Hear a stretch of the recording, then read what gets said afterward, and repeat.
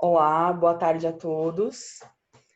Hoje é hoje é dia 28 de abril, que é considerado o Dia Mundial da Saúde e Segurança no Trabalho pela Organização Internacional do Trabalho. Esse dia, ele foi instituído em 2003 como uma homenagem às vítimas de uma explosão ocorrida em 1969, nos Estados Unidos, que matou 78 mineiros. Nessa data, são celebrados eventos em todo o mundo para conscientização dos trabalhadores quanto aos riscos de acidente de trabalho. Então, pensando nisso, né, eu sou a professora Fabiane, eu pensei em fazer uma homenagem para esse dia. E além desses trabalhadores que morreram em 69, ainda hoje a gente tem muitos trabalhadores que continuam morrendo diariamente, perdendo suas vidas, né? Então, através desse vídeo, eu gostaria de fazer uma homenagem para esse dia e falar sobre um pouquinho sobre as questões de segurança, questões atuais, que foram levantadas por alguns colegas de profissão. Tá legal? Quem vai estar com a gente hoje é o professor Luiz Carlos de Miranda Júnior. Ele é engenheiro ambiental, engenheiro de segurança do trabalho, professor na Unicamp e presidente da ABHO. E já, né, iniciando, eu gostaria de agradecer muito pela disponibilidade dele em realizar esse vídeo aqui com a gente. Muito obrigada, professor. Eu que agradeço, Fabiane. E a gente vai começar com algumas perguntas, né, que o pessoal enviou. A Edilane, técnica em segurança do trabalho, daqui de Limeira mesmo, ela perguntou: tivemos grandes atualizações nas normas, né, principalmente de 1 a 9, por enquanto. O PGR da NR1, com o PGR da NR1, o PPRA deixa de existir? Ou ainda, devemos elaborar um documento de uma forma mais otimizada? Como seria a estrutura desse novo PGR, né, GRO, que se fala muito? Bom, eu queria iniciar cumprimentando a todos, boa tarde a todos. Né? Talvez vocês não estejam vendo essa gravação no período da tarde, né? Mas fica aí o boa tarde, porque foi durante a tarde que nós gravamos. E também agradecer à professora Fabiane, né, que me fez esse convite. Eu me sinto honrado em estar participando desse vídeo, até mesmo em função da data que ela já bem colocou, né, em homenagem às vítimas de acidente de trabalho. E nós que atuamos nessa área temos que cotidianamente, né, estamos aí procurando evitar os acidentes e, por conseguinte, as vítimas deles decorrentes. Né? Muito bem, focando essa primeira questão, né, da Edilane, né, eu diria o seguinte: na verdade, essas grandes modificações que nós estamos tendo nas normas regulamentadoras, elas estão sob júdice. Né? Eu ainda ontem recebi uma decisão de um juiz, né, que acatou um posicionamento, uma solicitação, né, do Ministério Público do Trabalho, suspendendo toda e qualquer alteração de todas as normas regulamentadoras feitas até então. Eu começo com essa colocação só para que todos percebam o aspecto bastante de judicialização, né? Ou seja, bastante com cunho legal que nós estamos vivendo em relação a essas alterações. Né? Sem entrar no mérito de que, certamente, nesse processo, que está sendo muito mais célere do que processos de revisão anteriores em outras normas, como, por exemplo, eu mesmo participei da revisão da NR10 no passado, que foi alguma coisa muito mais lenta, né, muito mais cuidadosa, sem entrar nesse mérito que realmente esse processo desenvolvido nesse governo pode estar causando algumas questões aí que não sejam, digamos, as melhores decisões, o fato é que, na minha visão, nós carecíamos já há muito tempo de uma reformulação em várias normas regulamentadoras. Né? E me parece que as reformulações que estão ocorrendo até então, repito, não são perfeitas, mas elas acabam indo ao encontro, né? Dessas alterações e dessas modernizações que nós precisaríamos ter. Então, eu, particularmente, eu acho que é um desserviço, né, as entidades ficarem questionando ou buscando a anulação geral dessas revisões. Eu acho que se existem pontos específicos a serem melhorados, esses pontos deveriam ser os pontos abordados, e não você desmerecer um trabalho como um todo, que em boa parte, pelo menos na minha opinião, vem sim trazer aspectos positivos. Desculpa essa introdução tanto quanto ampla, mas eu acho importante a gente colocar isso. Eu quero crer que essa decisão do juiz venha a cair, né?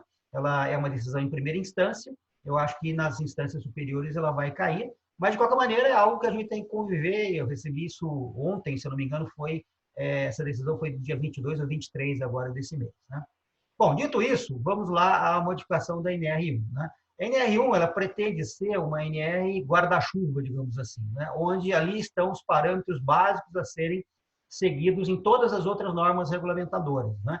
E, particularmente, os parâmetros relacionados à gestão como um todo. E aí eu acho que ela é muito feliz quando ela traz exatamente uma visão bastante alinhada com os sistemas de gestão que a gente já tem no mercado, né? Como, por exemplo, a ISO 45001, né? Que, de certa forma, é a sucessora da OSA 18001. Né?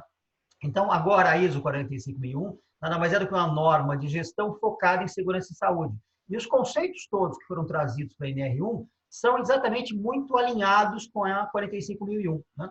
Então, quando você fala no GRO, no gerenciamento de riscos ocupacionais, você está falando de uma maneira genérica. Você não está dizendo, olha, são riscos ambientais, riscos de acidentes, riscos ergonômicos. Não. A obrigação das empresas, né, é que, a partir dos seus profissionais que atuam na área de segurança e saúde do trabalho, mas também de todo e qualquer profissional, né, que tenha sob sua responsabilidade processos e pessoas, a responsabilidade é você identificar, tá certo?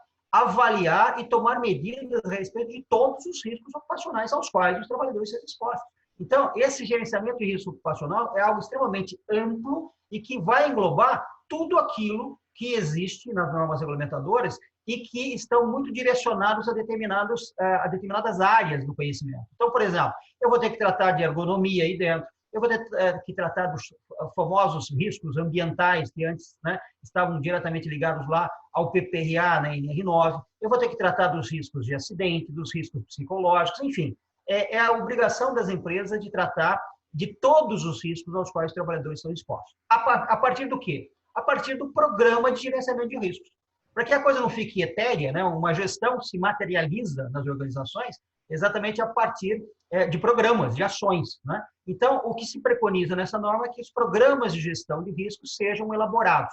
Então, quando a gente fala que vai desaparecer o PPRA, vai, sob o ponto de vista de como ele era proposto, né?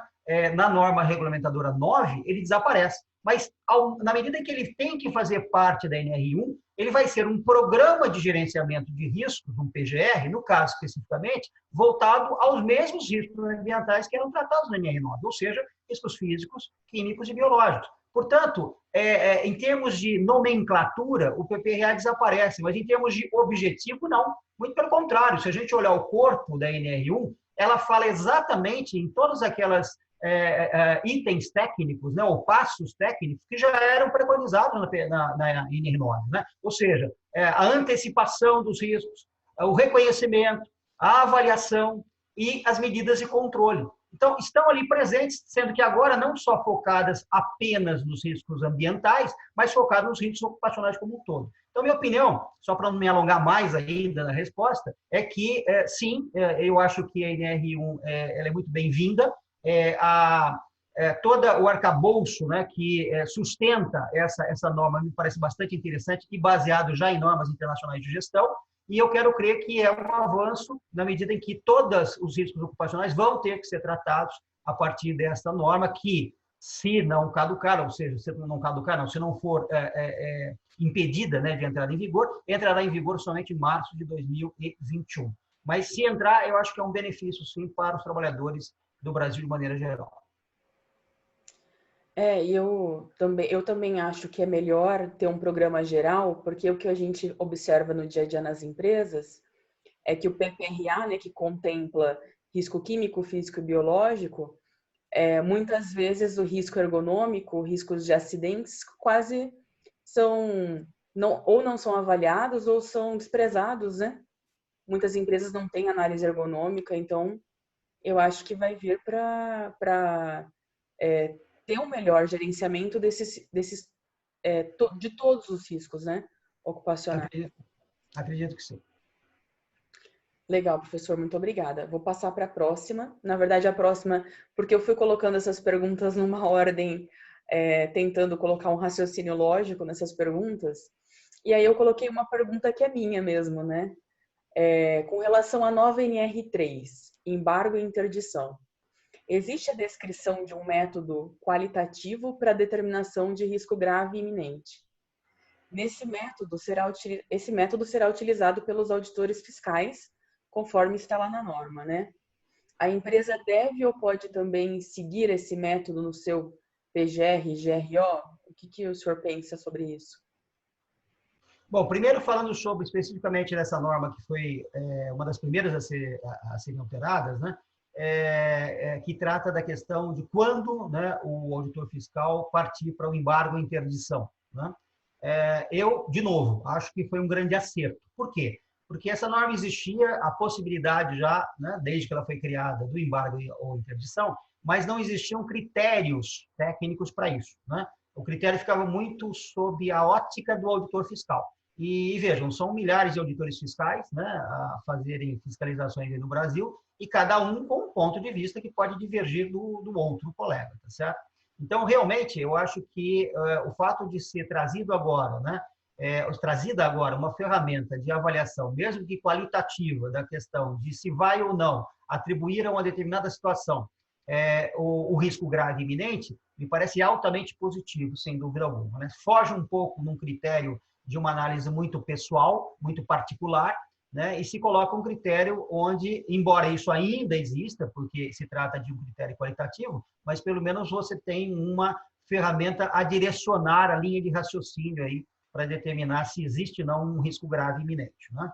Bom, dito isso, a sua questão se direciona a se esta ferramenta que foi criada seria uma ferramenta útil e interessante para se utilizar até mesmo dentro do gerenciamento de riscos ocupacionais e dos próprios programas de riscos ocupacionais, né? Eu diria que, na minha opinião, não. E te digo por quê. Primeiro, a ferramenta proposta na NR3, nitidamente, ela compara uma situação ideal, tá certo? De uma situação factual. Então, eu olho uma situação qualquer de trabalho, de processo, de máquina e equipamento, enfim. O que acontece factualmente, o que eu enxergo na área de trabalho e qual seria essa situação ideal. E aí, se eu tiver gaps considerados, né, graves aí entre uma situação e outra, ou seja, se a situação real que eu encontro está muito distante da situação ideal, eu aí caracterizaria uma situação de risco grave iminente com a possibilidade de interdição ou de embargo, tá certo? Mas veja, são situações em que já estão postas, eu já tenho ali a situação posta. Veja que numa situação ou num trabalho que eu vou fazer de avaliação de riscos ocupacionais como um todo, existem riscos ali que estão já identificados, mas existem riscos também em potencial, riscos que ainda eu vou discutir. Olha, eu tenho uma situação aqui em que eu vou avaliar o risco, né? Porque uma coisa é eu ter um perigo, né? Eu identificar um perigo. A partir do perigo, eu tenho que fazer uma avaliação do risco associado àquele perigo.